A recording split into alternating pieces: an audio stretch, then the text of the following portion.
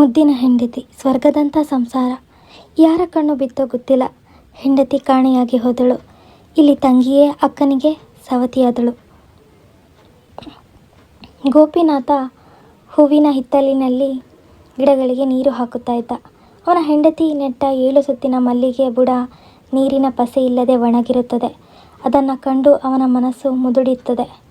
ಅದರ ಬುಡಕ್ಕೆ ನೀರು ಹಾಯಿಸುತ್ತಾನೆ. ತಂಗಾಳಿ ಬೀಸುತ್ತದೆ. ಅರಳಿದ ಆ 7 ಸುತ್ತಿನ ಮಲ್ಲಿಗೆ ಘಮ ಘಮ ಸುವಾಸನೆ ಬೀರುತ್ತದೆ. ಆಗ ಅವನಿಗೆ ತನ್ನ ಹೆಂಡತಿ ಸಜ್ಜನಿಕಾ ಬೆನ್ನ ಹಿಂದೆ ನಿಂತು ತನ್ನ ಮುಖವನ್ನು ತಿರುಗಿಸಿಕೊಂಡು ಕೆನ್ನೆಗೆ ತುಟಿಯೊತ್ತಿ ಕಿಲಕಿಲ ನಕ್ಕಂತೆ ಭಾಸವಾಗುತ್ತದೆ. ಇದೇ ಮಲ್ಲಿಗೆ ಹತ್ತಿರ ಅವಳು ಕೆಂಪು ಗುಲಾಬಿ ಗಿಡವನ್ನು ನೆಟ್ಟು ಬೆಳೆಸಿದ್ದಾಳೆ. ಮಲ್ಲಿಗೆ ಸುವಾಸನೆ, ಹಿತ್ತಲ ತುಂಬ ಅವಳ ಮುಡಿ ಏರುತ್ತಿದ್ದ ಕೆಂಪು ಗುಲಾಬಿ ಚೆಂದ. ಇವೆರಡೂ ಈಗ ಅವಳ ನೆನಪಿನ ಸುಳಿಯಲ್ಲಿ ಬಿಚ್ಚಿ ಕಾಡುತ್ತದೆ. ಈಗ ಅವನ ಬೆನ್ನ ಹಿಂದೆ ಕಿಣಿಕಿಣಿ ಬಳೆ ಸದ್ದಾಗುತ್ತದೆ. ಮಡದಿಯ ನೆನಪಿನಲ್ಲಿದ್ದ ಆತನಿಗೆ ಅವಳದೇ ಬಳೆ ಸದ್ದೆನಿಸುತ್ತದೆ. ತಿರುಗಿ ನೋಡುತ್ತಾನೆ. ಅದೇ ಮುಖ, ಅವಳದ್ದೇ ಮಿಂಚುವ ನೋಟ, ಕರಿ ಹುಬ್ಬು, ಅಬ್ಬಾ ಕಿಲಕಿಲ ನಗುವ ಮುಖ. ಆದರೆ ಅವಳಲ್ಲ. ಇವಳು ಸನ್ಮತಿ, ಹೆಂಡತಿ ಸಜ್ಜನಿಕಾಳ ತಂಗಿ. ಅಕ್ಕ ಸಜ್ಜನಿಕಾಳದ್ದೇ ಇವಳ ಮೈಮಾಟ, ಅದೇ ಚೆಲುವು. ಇವರಿಬ್ಬರೂ ಅವಳಿಗಳು. ಅವನ ಹೆಂಡತಿಯೇ ಮರು ಹುಟ್ಟು ಪಡೆದುಕೊಂಡು ಇಲ್ಲಿ ಬಂದು ನಿಂತಂತೆ ಅನ್ನಿಸಿದ್ದು ಅವನಿಗೆ ಆಶ್ಚರ್ಯವೇನಲ್ಲ. ಅಕ್ಕ ಸಜ್ಜನಿಕಾ, ತಂಗಿ ಸನ್ಮತಿ ಅವಳಿಗಳಾಗಿ ಹುಟ್ಟಿದ್ದರಿಂದ ಇವರಿಬ್ಬರಿಗೂ ಒಂದೇ ವಯಸ್ಸು ಅಂದರೆ ತಪ್ಪಾಗಲಾರದು. ಸಜ್ಜನಿಕಾಗೆ ಮದುವೆಯಾಗಿ 2 ವರ್ಷ ಕಳೆದಿತ್ತು.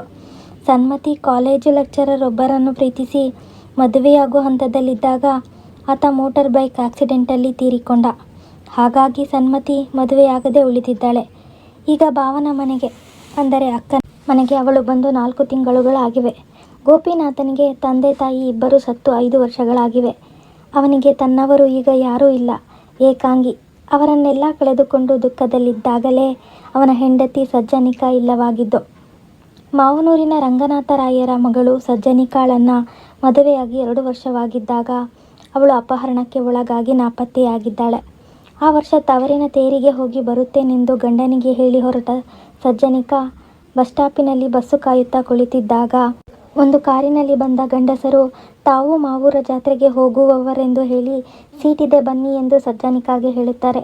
ಅವಳನ್ನು ಕಾರು ಹತ್ತಿಸಿಕೊಂಡು ಹೋದವರು ಮಾವೂರಿಗೆ ಹೋಗಲಿಲ್ಲ. ಕಣ್ಣು ಕಾಣದ ಬೇರೊಂದು ಊರಿಗೆ ಅನಾಥೆಯಾಗಿ ಅಸಹಾಯಕಳಾದ ಸಜ್ಜನಿಕಾ ಅಂದಿನಿಂದ ಗಂಡನ ಸಂಪರ್ಕ ಕಳೆದುಕೊಂಡು ಯಾರ ಬಂಧನದಲ್ಲೋ ಎಲ್ಲೋ ಇದ್ದಾಳೆ.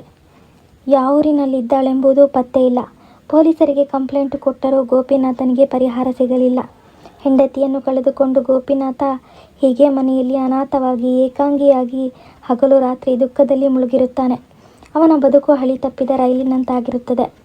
ಕೈ ಸುಟ್ಟುಕೊಂಡು ಅಡುಗೆ ಮಾಡಿ ಮನೆಯಲ್ಲಿ ದೀಪ ಉರಿಸುತ್ತಾ ಇರುತ್ತಾನೆ.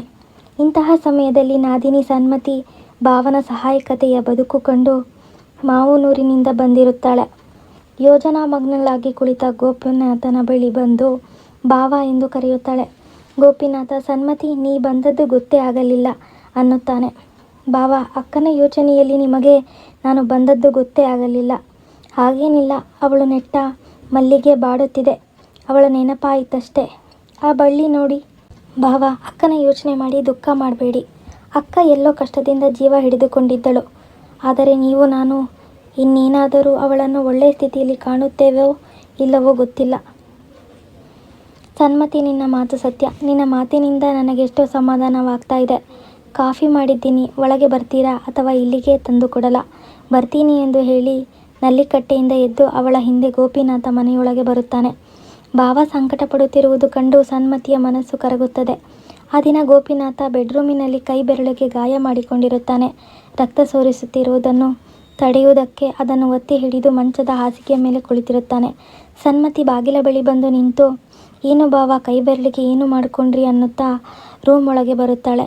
ಬ್ಲೇಡ್ ತಾಕ್ತು ಅನ್ನುತ್ತಾನೆ.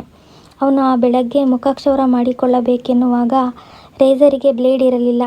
ಅಂಗಡಿಗೆ ಹೋಗಿ ಹೊಸ ಬ್ಲೇಡ್ ಕೊಂಡು ಜೇಬಿನಲ್ಲಿ ಇಟ್ಟುಕೊಂಡು ಬಂದಿದ್ದ. ಅದು ಮರೆತು ಹೋಗುತ್ತಾನೆ. ಸ್ನಾನಕ್ಕೆ ಹೋಗುವ ಮುಂಚೆ ರೇಸರ್ ಬ್ಲೇಡ್ ಹಾಕಿ ಮುಖಕ್ಷೌರ ಮಾಡಿಕೊಳ್ಳಲು ಯೋಚಿಸಿದ್ದ. ಮುಖಕ್ಷೌರ ಅವನು ಮಾಡಿಕೊಳ್ಳಲಿಲ್ಲ. ಬ್ಲೇಡ್ ಮರೆತು ಹೋಗಿತ್ತು. ಯಾಕೋ ಜೇಬಿಗೆ ಕೈ ಹಾಕಿ ಅದೇನಂತ ಗೊತ್ತಾಗದೆ ಬೆರಳು ಒತ್ತಿದ್ದರಿಂದ ಬ್ಲೇಡು ಅವನ ಬೆರಳನ್ನು ಇರಿದಿತ್ತು. ಸನ್ಮತಿ ಅವನ ಬಳಿ ಹೋಗಿ ಅರಿಶಿನ ಪುಡಿಯಿಂದ ಅವನ ಬೆರಳ ಗಾಯಕ್ಕೆ ಹಾಕಿ ಬಟ್ಟೆ ಚೂರಿನಿಂದ ಕಟ್ಟುತ್ತಾಳೆ. ಭಾವ ಅಕ್ಕನ ನೆನಪು ಮಾಡಿಕೊಳ್ತಾ ನೀವು ಅಜಾಗರೂಕತೆಯಿಂದ ಕೈ ಮೈಗೆ ಪೆಟ್ಟು ಮಾಡಿಕೊಳ್ತಿದ್ದೀರಿ ಅನ್ನುತ್ತಾಳೆ. ಅವಳ ಕೋಮಲವಾದ ಕೈ ಬೆರಳ ಸ್ಪರ್ಶದಿಂದ ಅವನ ಮನಸ್ಸಿಗೆ ಹಿತವಾಗುತ್ತದೆ. ಅವನಿಗೆ ಅವನ ಹೆಂಡತಿ ಸಜ್ಜನಿಕಾಳ ಸ್ಪರ್ಶ ಸುಖಕ್ಕಿಂತ ಒಂದು ಪಾಲು ಸನ್ಮತಿಯದ್ದು ಹೆಚ್ಚೆನಿಸುತ್ತದೆ. ಸನ್ಮತಿ ಅನ್ನುತ್ತಾಳೆ, ಏನು ಭಾವ ಹೇಳಿ ಅನ್ನುತ್ತಾಳೆ. ಏನೆಂದರೆ, ನನ್ನ ಕಷ್ಟಕ್ಕೆ ನೀನು ಪರಿಹಾರ ನೀಡುತ್ತೀಯಾದರೂ ನಿನ್ನ ದುಃಖಕ್ಕೆ ನಾನೇನು ಮಾಡಬಲ್ಲೆ? ನಾನು ಅಸಹಾಯಕನಾಗಿದ್ದೇನೆ. ಭಾವ, ನಾನು ಮಾಡಿದ ತಪ್ಪಿನಿಂದ ಈಗ ಪಶ್ಚಾತ್ತಾಪ ಪಡುತ್ತಿದ್ದೇನೆ. ನನ್ನ ಕಷ್ಟ ಅನಿವಾರ್ಯ, ನಿಮ್ಮದು ಆಕಸ್ಮಿಕ. ಅಕ್ಕ ಯಾರೋ ಗುರುತು ಪರಿಚಯ ಇಲ್ಲದವರು ಡ್ರಾಪ್ ಕೊಡ್ತೀನಿ ಅಂತ ಕರೆದರೆ ನಂಬಿ ಹೋಗಬಾರದಿತ್ತು. ನೋಡಿದವರು ಹೇಳ್ತಾರಲ್ಲ, ಅಕ್ಕ ಆ ಮೋಸಕ್ಕೆ ಗುರಿಯಾಗಿರಬೇಕು ಅಂತ. ಅವಳು ಕಾರು ಹತ್ತಬಾರದಿತ್ತು.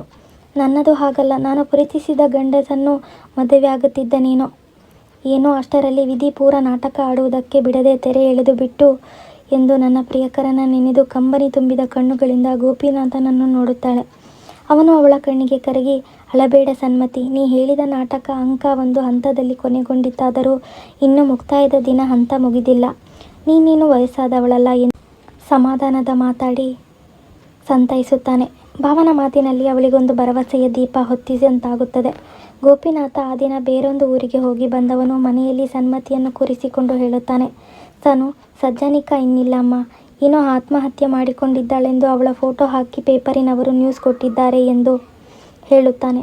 ಹೌದಾ ಭಾವ, ಅಕ್ಕ ನಮ್ಮನ್ನು ಬಿಟ್ಟು ಹೋದೆಯಾ ಎಂದು ಅಳುತ್ತಾಳೆ.